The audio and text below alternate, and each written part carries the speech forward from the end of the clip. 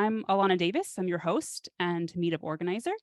I work with e-commerce shops to remove friction from the buying process. My focus is really on rescuing Shopify websites, making them more effective in attracting more visitors, providing better SEO, and increasing your conversion rates at a fraction of the cost of a full redesign. Now, here is a quick look at our agenda for today. It is being recorded, as I mentioned earlier, so assuming it all works, I'll be sharing the video for you either today or tomorrow. But this is a really hot topic. And so I know, like I said, Kate has a lot of really great information, and I want to keep it going so that we don't run out of time. So let's keep moving along here. First of all, a quick shout out to our sponsors. Jason LD for SEO transforms your SEO with rich results, a program that allows you to show search enhancements such as review stars, price, and availability in Google Search, Bing, Pinterest, and other search engines. And then, of course, Shopify. It's more than just an e-commerce solution. You can sell anywhere to anyone with Shopify's e-commerce platform and point of sale features. Now, I'm not sure if we're going to meet again between now and the end of the year. There might be a session coming up in October. I'm still waiting to confirm with our speaker, but keep an eye on your email, because that's how I will let you know if there is another event coming up. If you do have topics that you would like to see or areas that you want me to explore, let me know in the feedback request. When you get the recording, towards the bottom of that, there will be a request for feedback. This also really helps me to know what's working well, what's not working so well, and where we can kind of make improvements if needed so that we can continue to provide a valuable resource to you. So if you do have thoughts, please feel free to share them in the feedback. And then without further ado, I want to go ahead and introduce our speaker for today. Kate, I think, was here 2 years ago talking about Google Analytics, something like that. I think it was during the pandemic. Yeah, it was like right after the pandemic, I think, or somewhere around there. But I think it was right around 2 years ago. So she was gracious enough to join us again. I'm so excited for her to talk about Google Analytics 4 because it's a really hot topic. And I think it's a mystery to me. I don't fully understand it all. So I know I'm excited. So welcome, Kate. Awesome. Thank you so much, Alana. I'm just going to share my screen. Okay. Can everyone see my screen? Alana, can you see it? Yes, you're good. Okay. Fantastic. Thanks, guys. Thanks so much for joining. Today, I'm going to be taking you through Google Analytics 4 and what it means for your Shopify store. And if you're in a place like Alana where you don't quite know what you're doing with GA4, you've heard about it, you might have even, accepted the little call out from in your Universal Analytics account from Google, and maybe even added a little script to your store, but you haven't really taken a look at GA4 or performed a full integration for an e-commerce store. So I'm here to sort of give you guys the lay of the land. Because I believe that understanding your data is the key advantage that separates successful e-commerce stores from the rest. And we'll not only cover what's new about GA4, the good and the bad, but then also how you can integrate GA4 accurately with your store so you can start using and learning GA before Universal Analytics is shut down, and more on that later. So quickly, a little bit about me. I'm an e-commerce consultant and growth marketer, and I specialize in Shopify and Shopify Plus. I have over 10 years experience in e-commerce, and I've worked both in New York City and Australia, and I work with clients all over the world. And I'm a very hands-on consultant. So I don't just do strategy. I love getting my hands dirty on the tools, everything from data and analytics through to CRM tools like Klaviyo and paid media as well. So I just find I'll get bored otherwise unless I do it all. So an agency of one person sometimes. Now, I believe that data is at the heart of growth in e-commerce. And the reason why is that, firstly, all the best e-commerce entrepreneurs and marketers and developers are highly skilled at analyzing their data suite. And as an e-commerce growth marketer, I am in my clients' data every single day because data provides really powerful insights into real-time and historical customer activity. The other reason is if I had a brick and mortar store, the most data I'd receive is perhaps sales for the day, the foot traffic, or some qualitative data from my staff on what customers looked at and what they asked questions about. But in e-commerce, we have so much more at our disposal. We can see where our customers came from, what they browsed, how close they got to checkout, in addition to their historical lifetime value. And this really allows us to personalize the experience and add value. And it allows us to make super smart decisions on our business, such as how to meet budget for the week, where to put our time and energy for growth, and where we can put our marketing dollars. We don't have to make assumptions when it comes to data, and we can test and learn based on hard statistics. But what I find is that most store owners don't actually know how to use their data to their advantage, which is a real shame, because it really should be just driving our decisions every single day. And I believe that we should be able to change that. So why is Google Analytics important as opposed to any other analytics platform? Well, it's still the premier digital analytics platform on the market, especially for e-commerce stores, regardless of the platform. And it's really popular mainly because it's free and it integrates with a lot of the more popular e-commerce platforms. There's also an enterprise version of GA called Google Analytics 360, which runs at about $150K a year. I'm assuming that's not most of us within most of our budgets on this call, but the vast majority of the market uses regular GA. It also features raw data, which is super flexible for just about any type of reporting. So we're able to export that raw data into data warehouses such as Google BigQuery or into Data Studio, and we can manipulate or import that raw data in any other data platform. So it gives us a ton of flexibility. It also integrates really well with a lot of platforms we use every single day. So obviously Google's platforms like Search Console and Google Ads, but also SEMrush and Ahrefs and DoubleClick, any other sort of platforms tend to have a Google Analytics integration. The data is also highly customizable for us who are not data scientists, and I'm certainly not a nerd or a developer, and I love Google Data Studio. So I use that on a daily basis for creating reports and for manipulating the data in ways that I can't do necessarily in Google Analytics itself. I should note that there are e-commerce platforms that are building out some better platforms these days, like Shopify Analytics is increasingly becoming a little bit more sophisticated, and Klaviyo provides some really great insights. But, other data platforms, really just simplify the data when it comes to data and analytics. They're not necessarily giving you access to that raw data that Google Analytics gives. And I still haven't really found anything on the market that gives you that raw data access and just demonstrates it in such a succinct way. So firstly, where does GA4 sort of sit in this scenario? So it's likely not what you're currently using. Back in 2009, Google Analytics was first released, and we had event tracking and multi-channel funnels and real-time reporting. And then come 2014, we saw the launch of Universal Analytics, which is likely what you've been using over the past decade or so. So you'd be familiar with it. We've had some additions like enhanced e-commerce added on, as well as some new advanced reporting, but the platform has actually largely remained the same ever since 2014. And then when we cut to October 2020, Google Analytics 4 was announced. We saw a little small prompt at the top of the screen, but when you had a look at it, and even if you were to connect your Google Analytics through some code, it still felt very much in beta, and a lot of the data was quite simplified. In March this year, though, Google announced that they'll be sunsetting Universal Analytics by July 2023. So that's next year.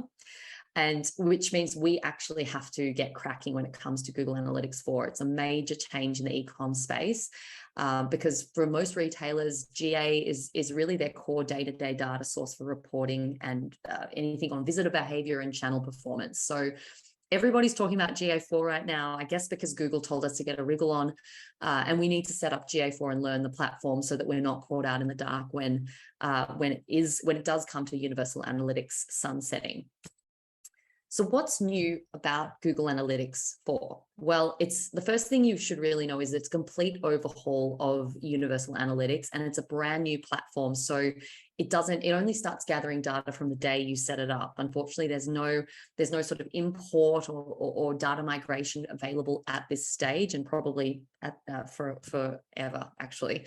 It's an events-driven data model. So it's really focused instead around sessions. It's really structured around events, and I'll get more into that later.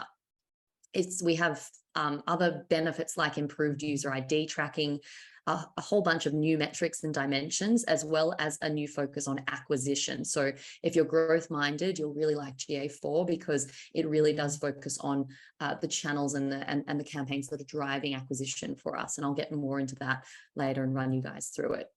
So I just wanted to start with a quick refresher on the key elements of GA so that everything I talk about in the next few slides makes sense. Obviously, we have metrics. So metrics are those individual elements of data. So anything like sessions, revenue, conversion rate, average order value, those are our metrics. We also have our dimensions. Dimensions are the attributes of your data and the ways that you can sort of slice and dice your data up. So you might look at sessions by country, you might look at revenue by device, or you might look at conversion rate by channel. So that's a dimension. And then there's user properties. User properties tells us what Google knows about a user. So that could be the device they're on in that particular session, that could be the country, or it could even be as meaningful as their gender. We also have our events. So events were sort of almost felt like an add-on in Universal Analytics, and it's a user interaction on a store. So it's any kind of action that takes place. So that could be something like a click or an add to cart or a video view or complete checkout, for example. And a lot of us would have set up custom events for particular events that were really meaningful to our businesses. For example, clicking on a homepage banner. You also had some events that were just sort of, inherently integrated through the native integration with Shopify. And then we have event parameters. So again, this is sort of what we know about that particular event. So that might be the particular element that was clicked, the item that was added to cart, the duration of the video that was watched, or the cart total value in that particular session. So when we're talking about Universal Analytics, that was very much designed around a page views and sessions. And events was sort of, as I said, a bit more of an add-on where you could track some custom actions, like add to cart and video views. But the issue is that since then, the internet's really changed, and an increase in mobile usage and single page websites means that sessions were becoming a little less of an accurate metric to use. So GA4 is entirely designed around events. We still have sessions, but each session is now simply recorded as an event, along with a whole raft of new events like remove from cart, view item list, for example, in a collection. So what does this mean? It really means that it gives us some more flexibility with the data by stripping out the need for a session from an event so that we're left with events, event parameters, and user properties. So for example, we have the events themselves, as you can see in this diagram on the right. We have our user properties, which tells us what we know about the user, such as which channel did they come from. And then we have our event parameters, which tells us more about the event, such as which specific item was added to cart, or which cart subtotal, what was the cart subtotal when the begin event checkout event started. So let's look at a bit of an example. For example, we might see a user ID followed by user properties. So maybe that user was located in the US and they were on a mobile device and they were aged between 18 and 24. And then there might be an event that was recorded. And then that event might have the item name, the item category, and the item price. Now, this might seem a little bit abstract, but basically what GA is trying to do is address all the raft of privacy changes that have come into play over the last couple of years. So we've seen Google announce the death of cookies, GDPR, Apple's going after Facebook on privacy features. And this is really an attempt to, I guess, upgrade the way that GA collects data. So by creating a sessionless data set, it makes it far easier for Google to anonymously track a single user across multiple devices and sessions. We know that users are across multiple devices and sessions, and the more that we can connect these dots, the better we can understand our true path to purchase. So that sort of brings us to user ID tracking. All marketers, I guess, wish the path to purchase looked something like this. So for example, you view an ad on Instagram and then potentially click that ad and browse the online store and add to cart and then immediately make a purchase. Geez, wouldn't our jobs be so much easier if that were the case? But unfortunately, the vast majority of customers don't purchase in a single session from the first point of discovery. So one of the biggest challenges Google has is being able to connect that user across multiple sessions. because in reality, customers are jumping between different channels. They might see an ad on Instagram. They might then visit the Instagram profile and browse Instagram shopping, and then hit the online store, browse, maybe just sign up for email, not even add to cart. And then, it could be days, weeks, or months later that they actually then click an email that they receive, and then potentially visit the online store, add to cart. Then they might abandon the cart, go look for a discount code somewhere, find a code on the discount site, and then click back to the store, and then finally make that purchase. So the journey, as we know, can be like very convoluted, and it can be across multiple devices, multiple days, and multiple channels. And that can be really challenging, but it's still the same user, and Google needs a way to be able to track that user. So how is it possible for Google to track that user when there is such a disjointed path to purchase? Well, user ID tracking really helps solve this for us. So if I move to the next slide, user ID was definitely present in Universal Analytics, but in Google Analytics 4, it's far more developed. So Google Analytics 4 associates every user with an anonymous ID, which isn't an email or any other data that we might have in our Shopify or our CRM. It's just a very random ID.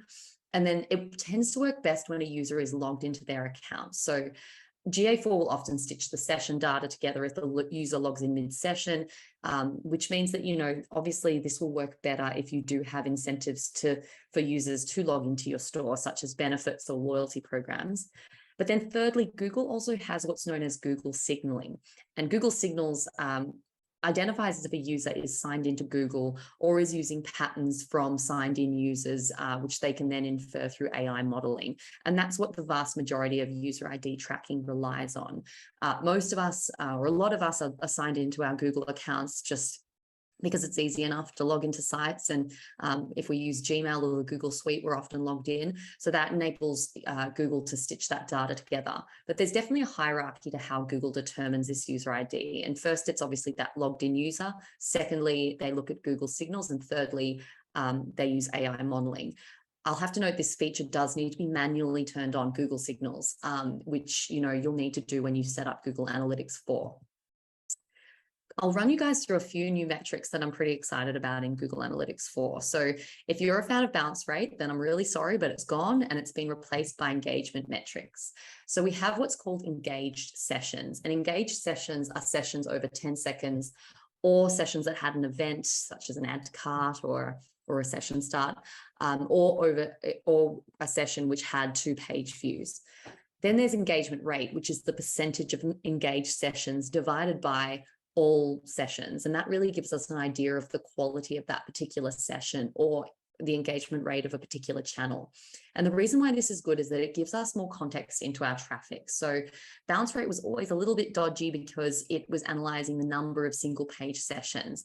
But in this day and age where we have long scrolly pages, a one-page visit could still be very valuable based on how the user engaged with that page. So that's how Google is I guess, moving towards the future, is by using engagement rate, because it's a much more nuanced metric and it tells us about the quality of that visit from a particular channel or country or segment of people.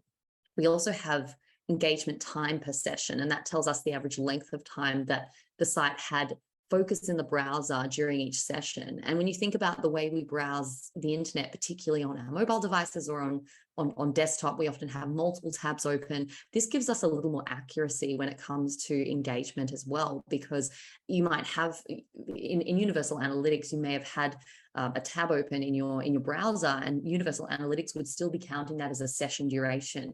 Engagement time per session is much more accurate than session duration because it tells us how long that actual the actual site was in focus for that session, and it gives us a lot more depth, particularly in the wake of iOS 14, where tracking purchases back to ad clicks is increasingly more challenging.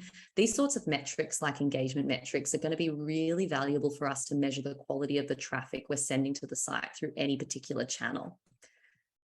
Now, we also have a new dimension called first user source or first user medium. And this is the source or medium by which a user was first acquired. So that could be email, that could be social, paid social, search, whichever source and medium we're referring to. And the way GA4 is structured is really around channels that drive new customers. These are called first users. Now, technically that was possible in Universal Analytics, but you had to apply some crafty segmentation and look at new users segment specifically. And this really gets us focused around the channels that are driving growth. So instead of looking at new versus returning sessions like we did in Universal Analytics, in GA4, we can actually identify which channels are driving some of our strongest new user traffic and use engagement rate to determine the quality of that traffic. For example, we may see that email and SEO drives some of our strongest conversions, but if we're seeing TikTok drive a really highly engaged new user, then despite challenges with privacy and linking direct purchases, we can really interpret how this channel is positively impacting growth, even if we're not seeing resulting direct conversions or last click conversions, which is really the attribution model that Google still heavily relies on. Now, we also have our first acquisition date, which I'm a little excited about as well. So Universal Analytics, this is the date that the user first visited the store. And Universal Analytics, as I said, is heavily reliant on last click attribution. So it would only attribute revenue to channels where the channel was the last interaction in that customer journey, which meant that you'd often see, brand search and email and all those channels that often are the last click in that pre-purchase cycle, rather than actually seeing the whole picture. So if there might have been a channel such as paid social or social that was driving a lot of top of funnel traffic, but it wasn't getting attributed that direct traffic. So if a user were to complete a purchase 90 days after their first acquisition date, which is often the case, we now have some really great insights into our time to purchase and channels that are driving that new purchase, rather than simply relying on that last click attribution. So you can already see how Google Analytics 4 is just miles ahead of Universal Analytics in terms of helping us better interpret our channel mix and which channels are going to be the most valuable for growth. Now, there's also a new focus on user lifetime value in Google Analytics 4. So we have a new retention section where we can see customer lifetime value, a super important metric that we used to have to rely on a lot of third-party tools or some calculations in Excel. And now it's sitting here in GA, which is really awesome. And the more data you gather from setup, the more insights we'll be able to gauge from this section. And it does take some know-how with custom reports to really slice through this data at the moment, but the bones are very much there, and I'm sure Google will be developing it a bit further, because it really gives us a lot more information into our customer lifetime value. And we can ask questions like, which channel drove the highest lifetime value compared to actually the short-term value that we might see from other channels. We can look at which paid campaigns are acquiring the most profitable users over time, which investments are more valuable with higher purchase probability and lower churn probability. And then we can also ask, when did our monthly active users last purchase on average, which gives us unique user behavior insights, such as when they last purchased a product from our site or when they last engaged with the site. So I'm looking forward to Google developing out this section a bit further. Now, one piece of puzzling news in Google Analytics 4 is that conversion rate is just nowhere to be found. And that's really strange, because Google, obviously, GA is very much accommodating to e-commerce and built around e-commerce needs. Surely this is coming, but it seems like a really weird and big miss from Google. It's not all lost, because obviously our conversion rate is simply our transactions divided by sessions. So we know that there's a simple calculation there. It's just very strange that conversion rate wasn't included in Google Analytics 4 at this stage. You can set up a workaround in a data customization platform such as Data Studio, but I hope that Google will introduce this very soon. Now, there's a few other downsides to Google Analytics 4 that unfortunately I have to reveal at this stage. So there's no ability to import Universal Analytics historical data, as I mentioned. Setting up Google Analytics 4 is still creating a fresh account. There's no data or metrics for us to compare on year. There are also no views. So we used to have views, which we could use for filtering out spam traffic or bots, and splitting views between different regional stores. We now no longer have that. We just have GA properties. So we will need to be setting up a separate GA4 property for each individual store if you are running a multi-store platform. There's also no site speed reporting yet. So you can look at other options like Lighthouse or Google Page Speed Insights, or Shopify for your site speed reporting, but that is not available like it was in Universal Analytics. And then the data does expire after a maximum of 14 months. And luckily, we, unlike Universal Analytics, we do have a free BigQuery integration with GA4, which is really exciting. But that does need to be set up if you want to be retaining that data beyond the 14-month period. And I always like to look at year-on-year metrics, so that's very important to me. The big downside to note is that, like Universal Analytics, obviously GA4 will only start recording data from the date that you set it up. Doesn't import data, and one of the real reasons for that is that many of the metrics don't really line up. So whereas Universal Analytics had a very heavy sessions focus, Google Analytics 4 has a users focus, so there are some discrepancies there, even though sessions are still an event in Google Analytics 4. And then we also have metrics like bounce rate that have been converted to engagement rate or replaced with engagement rate. So that means that it's just not as easy for us to necessarily import data into GA4. But it does mean the comparisons year on year are going to be a bit manual for a little while when you first set up, until you have a year's worth of data under your belt. So if you are, obviously data operates in context, and it's really important that we compare those metrics year on year to understand if they're good or bad or growing. We do need to have that Universal Analytics data at our disposal in some way. So some sort of backup will be required. Now, the other big downside is that your Universal Analytics account is actually going to be deleted by Google. So Google has told us that by mid next year, Universal Analytics will no longer be recording any data, but also there will only be 6 months of data available to us on that date. And sometime after that, it will be removed entirely. It seems super brutal, and I find it really hard to believe that it's actually going to happen, but and we know that context is everything, and we need that historical data for our business. So in order to provide those insights, we are going to need to look at data backup options for those historical year-on-year comparisons. Firstly, I'm going to show you guys how we get set up on Google Analytics 4. Unfortunately, it's not as simple as copy pasting your GA code into Shopify like it was, because Shopify had a native integration for Universal Analytics. They don't yet have a native integration for GA4.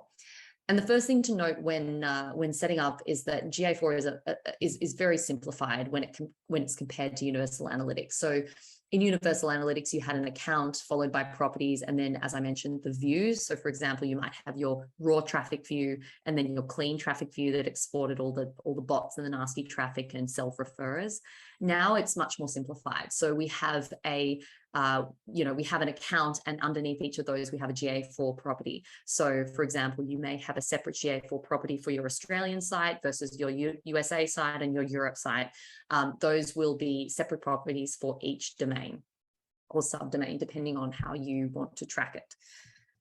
When it comes to GA4, there is no native integration for GA4 for most of the e-commerce platforms at the moment. It's still very fresh. And I suspect that the reason why Google Analytics is putting the hard word on us to get moving by mid next year is that they want us to be using GA4, and they want these platforms to be developing these native integrations. But this means that, unfortunately, as I mentioned, it's not as simple as copy pasting your GA tag into Shopify. There are two types of integration that we can use at the moment.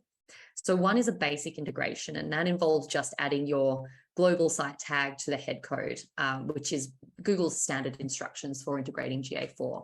This gives you sessions, page views, scrolls, video.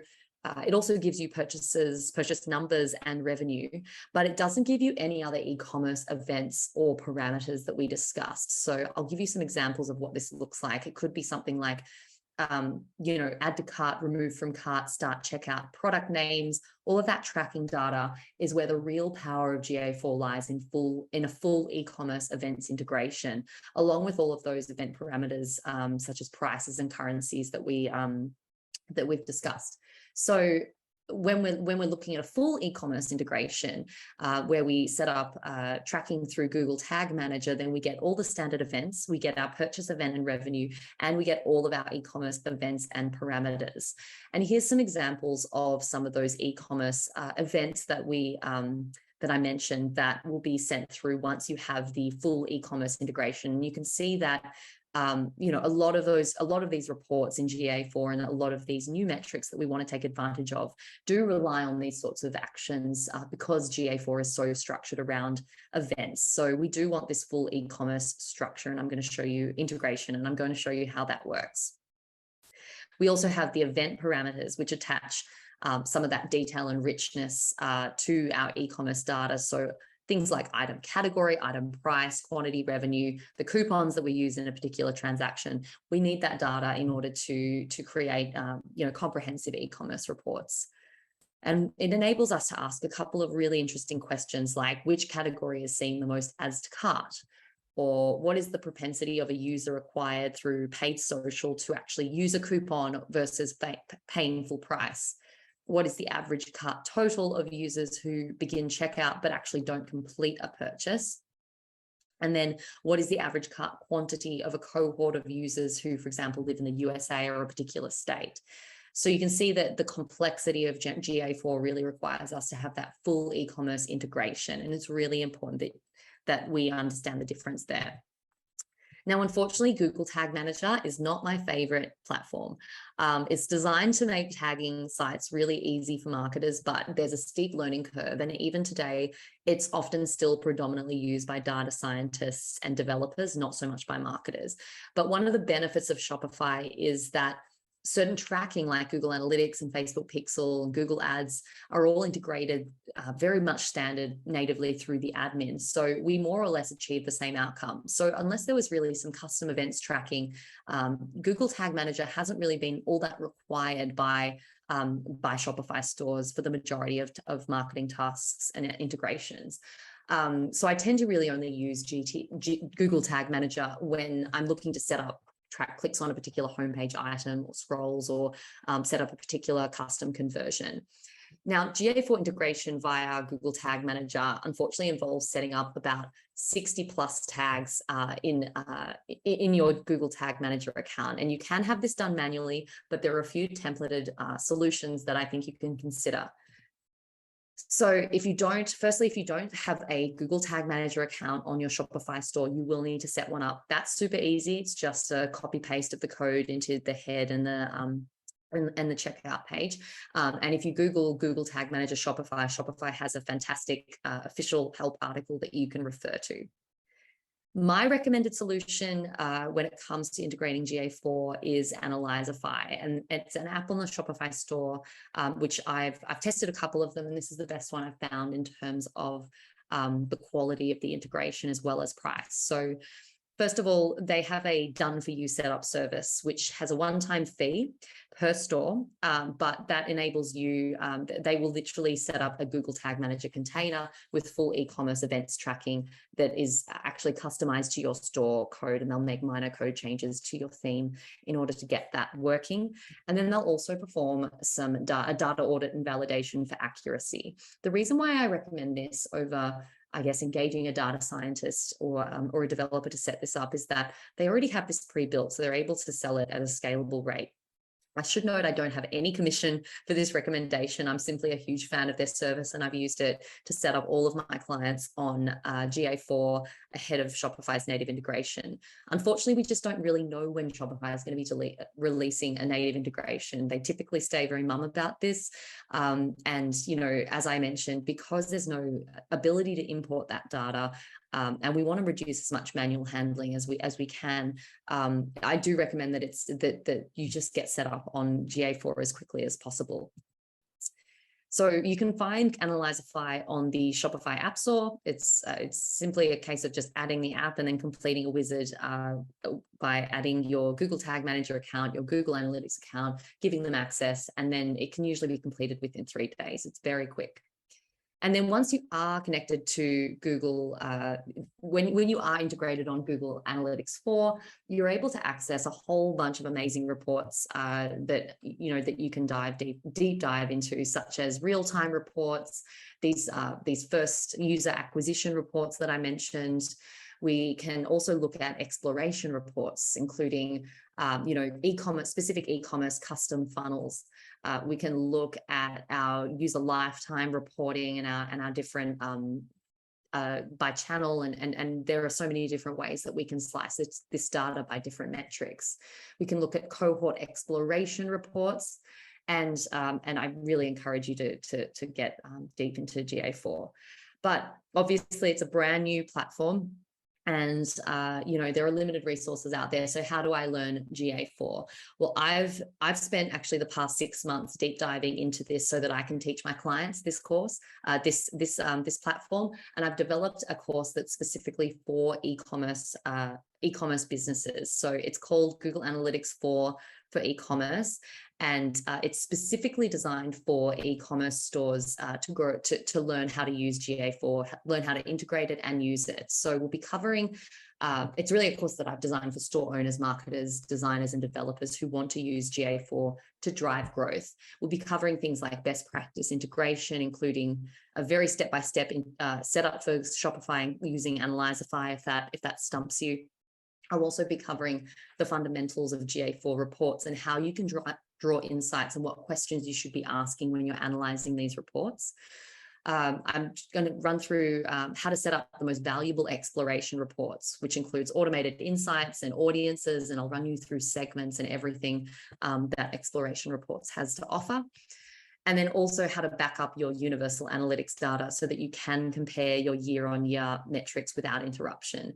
This is really important because, as I said, universal analytics data will be deleted. There are a couple of options, some of them very manual and some of them more automated, that we can use to back up our universal analytics data and be able to still use it ongoing. And I run you through in this course a couple of options and show you step by step how to back up your data. So the other thing that you get in this course is Google Data Studio dashboards, which are completely ready for GA4. They're really connected and customized for GA4 accounts, and they really take the manual work out of reporting. These are actually the same dashboards I use for my own consulting business, and they're valued at over $2,000. Now, I'll just end the presentation today by offering you guys a 30% discount if you sign up over the next few days. It's only valid till Friday, but if you'd like to save 30% on the course, I've just launched it this week, and you can just visit ga4ecommerce.com and use the code Portland to get a 30% discount. Now, I guess that's it from me. Are there any questions? Oh my gosh, that was amazing. And Thank you. I was like feverishly writing down questions and thoughts that I had. This is fantastic. I'm so excited. We do have a handful of questions. There was one I wanted to ask before I kind of go through some of the other ones, because you had just talked about it with Analyzify. I can't say it. Analyzify. Thank you. Yeah. I'm like, I can't talk. So I've been told by a lot of people that you have to use Google Tag Manager in order to get GA4 set up. So if I understand what you're saying, is that they do that effort for you. So I don't even have to worry about getting into Google Tag Manager. She's like shaking her head yes. And I'm like, awesome. Yeah, there's absolutely, like, I don't think any of us have time to go through Google's GA4 documentation and set up 60 or more tags in Google Tag Manager. I don't have any interest in learning how either. So yeah, they own a GA4 container, which they then customize for your site. Your agency might already have if you work with an agency, they might already have a GA4 container, which they can set up for you. But for most of us, this is probably the most cost-effective solution to setting up GA4 prior to the native Shopify integration. And yeah, they handle everything. It's as I said, I don't receive any commission. I'm just a huge fan of them, because I looked at a lot of different services because I wanted to get my clients onto GA4 as soon as possible. And I just found that these guys were the easiest to work with and the best price value for what they offer. So yeah, I do recommend this as an option. Very cool. That's awesome. Okay, so yes, we have a handful of questions. Let me start working through them. So Bart asked, so in GA, I have a fairly steady traffic patterns. In Google NX4, I am seeing weekly one-day spikes in social media traffic. I suspect bots. Is there a way to filter out this noise? So it depends on, you would have to dig in. This is a very specific question. You would have to dig into where that specific, the particular sources and mediums that traffic is coming from. So if you do dig into your channel, so default channel groupings in GA4 are set as well. They are not, there are specific UTMs that you need to customize on your platform side. There's no ability to edit your default channel groupings in GA4. And I go into that in the course actually quite in depth. So you'll need to actually click into your channel grouping and then look at the source medium to identify where those spikes are coming from specifically.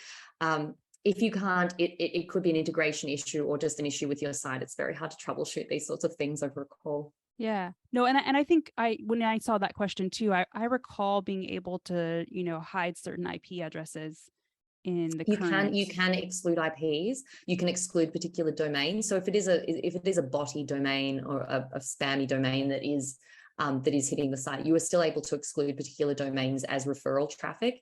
That's probably the best you can do. But you still have to identify what those domains are in order to do that. Cool. Thank you. Let's see. If the data is only available from the dates after Google Analytics 4 is set up, would first acquired data start from that date or the actual first time the user visited the site, even if it's before the Google Analytics 4 setup? No. So unfortunately, all the data will be from the date of setup. So there's nothing, because it hasn't been recording anything, it's a fresh account. It's as if you set up a brand new Google Analytics account, unfortunately. So there will be some disconnects in that sense. So that first user acquisition date, you'll obviously, in the first couple of months of using the platform, you'll need to consider the date at which you set up the account, because obviously that data will be slightly contextual based on when you did set up the account. So yes, the first user data doesn't extend beyond when you set up the account, which is even more reason to set it up as soon as possible, because a lot of those metrics, such as that first user source and medium, the customer lifecycle value, a lot of those metrics need time to actually provide us with any insights and any qualitative data. So I would really recommend setting it up as soon as possible for that reason alone, even if you're not using it straight away, just so that you're gathering that contextual data.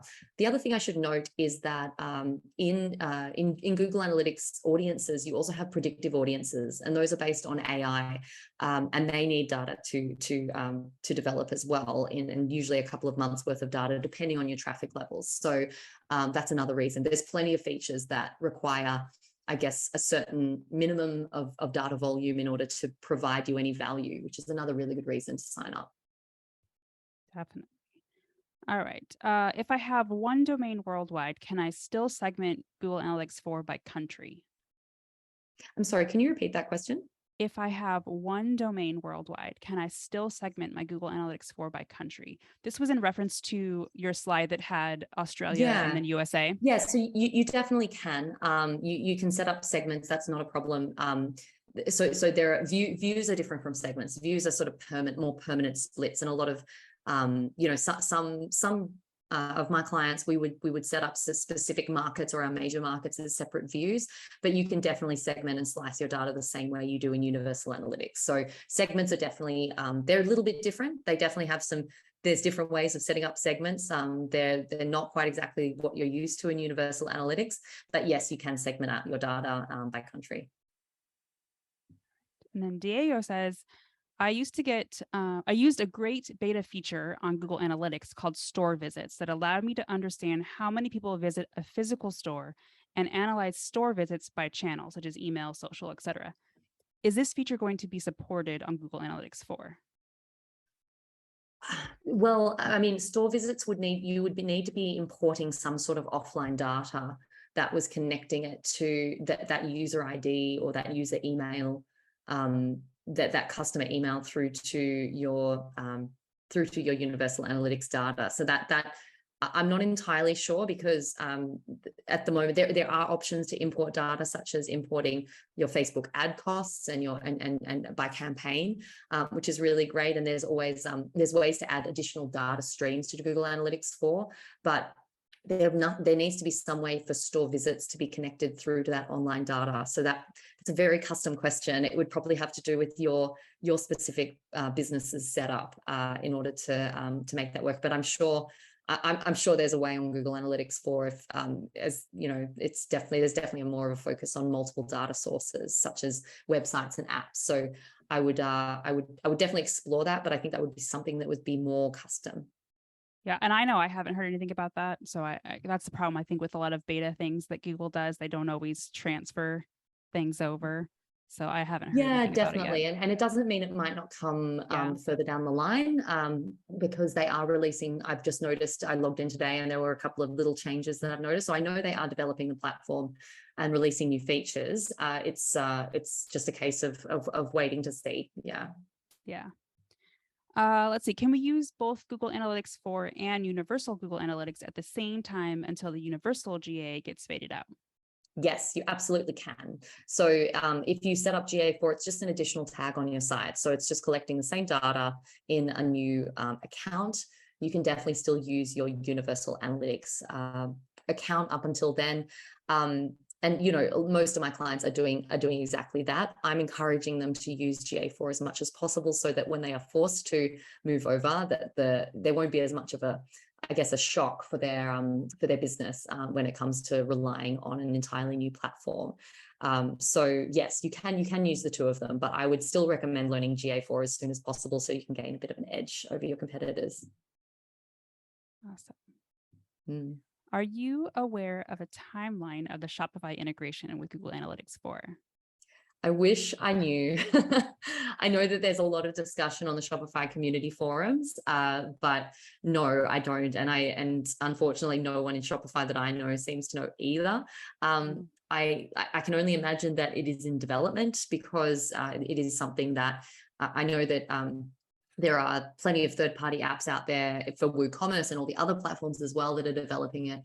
An integration, but those major platforms are definitely working on a native integration, and you know, once Universal Analytics comes out, they won't have a choice. So I'm sure it's in the works. Unfortunately, we just don't know when. So that's why I personally wanted to get my clients onto GA4 as soon as possible, so that I could start gathering that data as soon as possible.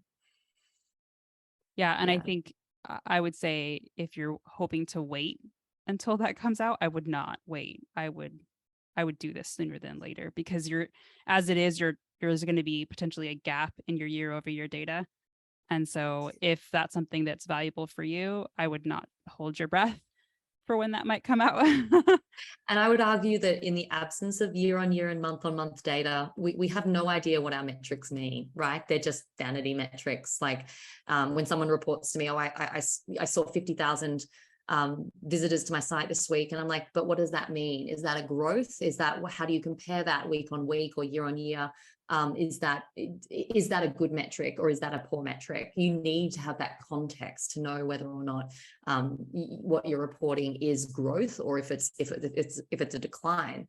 So you know, I do think that the sooner you get onto GA4, the less time you have to you have to you know, compare year on year manually. And look, if you were to integrate with GA4, you know, this week, then hopefully by the time you have to switch over to GA4, you'd already have almost 12 months worth of data. So I do recommend you do it as soon as possible. Agreed. If I do not know Google Analytics in general, would the course that you offer include all of the basics, or do I need to have a basic level understanding to follow along with the course? So there's, I mean, it's definitely not a complete 101 course, but I would say that you still don't necessarily need to be a Google Analytics pro to get value out of it. My first course I wrote in 2020, which was when I last spoke here, and that was on Universal Analytics, and very much was a little bit more an introduction to metrics.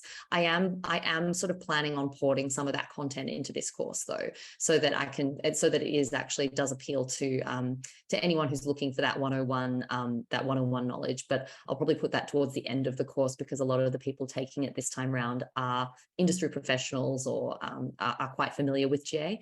That's not to say that any of the concepts are hard to understand in GA4, because a lot of it's the same. It's just structured a little bit differently.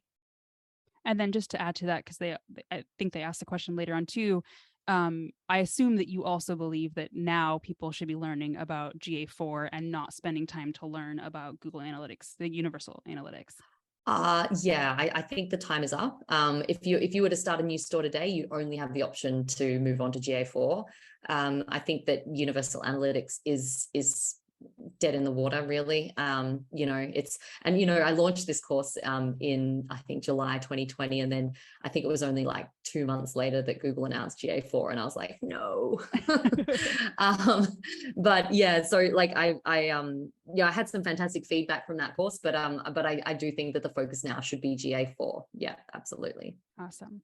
And we have a few more questions that are here that I'm going to get through. We have about 4 minutes left. So if you have a question, now is the time to put it into the Q&A so we can try to get through them all.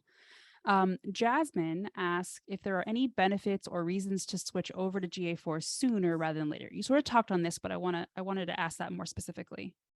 Yeah, so the benefits are, aside from just learning the platform so that you're not caught out in the dark when you are forced to move off universal analytics, the really key benefit is so that you start building that historical data now, because you are only going to record that data from the time of setup. You want to start as soon as possible, so that by the time you get to August 2023 and universal analytics is gone, when you're comparing year on year, you've got August 2022's metrics, so you actually can easily compare in an automated way.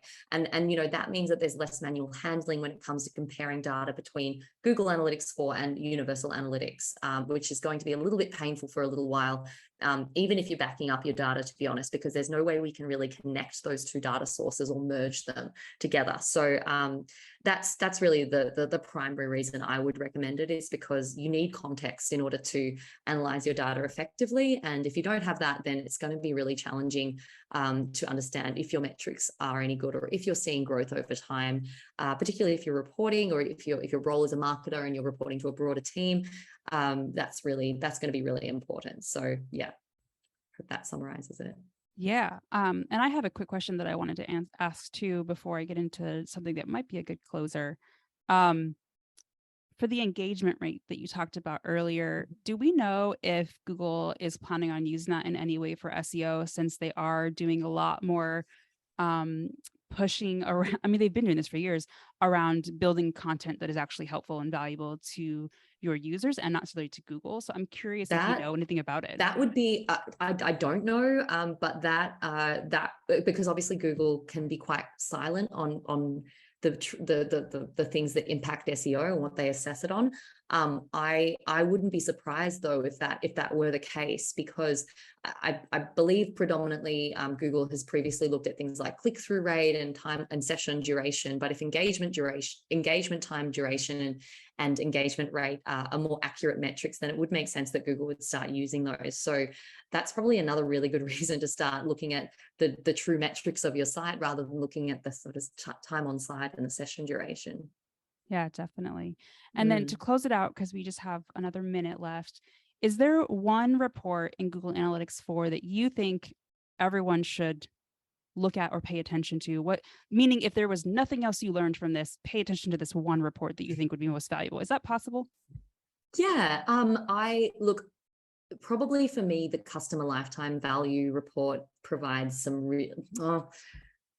you need a certain amount of data for the customer lifetime value report to work, but I'm most excited about that report because it very much looks at a long-term vision of channel value. And I've had many conversations with clients around attribution, and I do go through the basics of attribution in this course as well, but around attribution and how Google attributes revenue. But then some of those channels that really drive all that top of funnel traffic are often forgotten when it comes to the channel mix, which can mean that you end up just stagnating your growth. So I'm pretty excited about that customer lifetime value. And the other one is just the e-commerce e-commerce funnel. So you're able to create super customized funnels. You're able to look at elapsed time in days or weeks between different funnel stages on an average basis. So you can really use that data like that, for example, to inform your Klaviyo flows and timings. So yeah, there's a couple of really great reports and explorations that I am excited about, and probably customer lifetime values, the big one for me. But I would say the e-commerce funnels are fantastic as well. Yeah, I'm stoked for the funnels and the idea that you can track attribution over time. That's been such a hole for so many people. I cannot wait for that. So I think it'll be really cool to be able to see that data as it builds up over time. So, and just tell a better story about how your channel mix is driving revenue. Yeah, definitely. Well, awesome. I think we're right at that time. So for those of you who still have questions, you have Kate's email on here. I will also make sure to have her contact in our recap email, as well as this link to get your discount for her course if you decide to do it. I'm going to be looking at it myself. I think it's going to be a pretty cool tool. So if you have questions, feel free to reach out to Kate. Otherwise, thank you all for attending, Kate. We really appreciate all of this. This has been fantastic, and I'm looking forward to seeing how everybody uses this information into their store. So thank you so much for being here. I appreciate it. Awesome. Thank you so much, Alana. Thanks for having me. Take care, all.